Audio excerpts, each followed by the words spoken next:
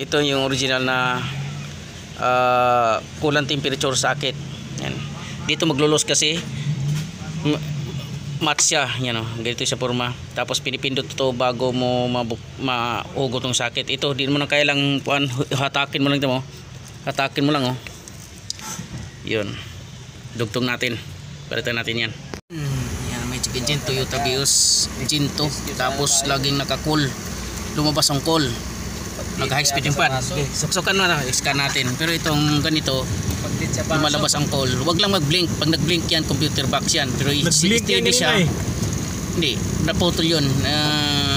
Pag ganyan steady, putol itong wiring ng coolant temperature. Yan, kanina siya, mawala siya, minsan bumalik. Ngayon, laging ganyan coolant na. temperature yan. Basta steady. Kasi hindi mo na malaman kung hindi mo malaman kung nag-overheat ka o hindi kasi puro cool eh. Ibig sabihin malamig. Nasira. Sabi ko sa coolant temperature, oh. Putol na. Putol ang coolant temperature. So yun.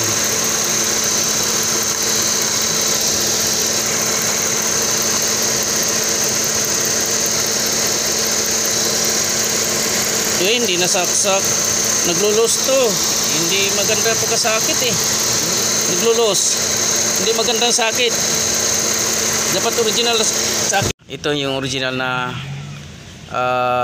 coolant temperature. Mga idol, nadugtong natin, ngayon sasalpak natin, yan, salpak natin.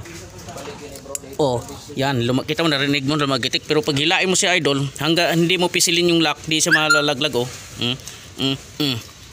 Diba? Yan, matibay na yan. Wala nang warning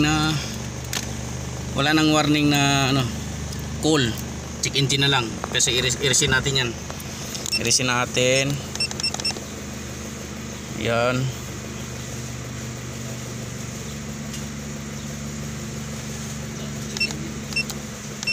Basahin natin.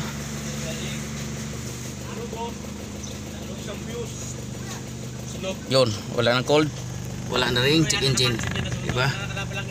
Oh, wala na. Yun lang, kailangan talaga yung may kabit mong pisa o socket, match siya, goods, di sa maglulos connection, yun, okay na. Okay.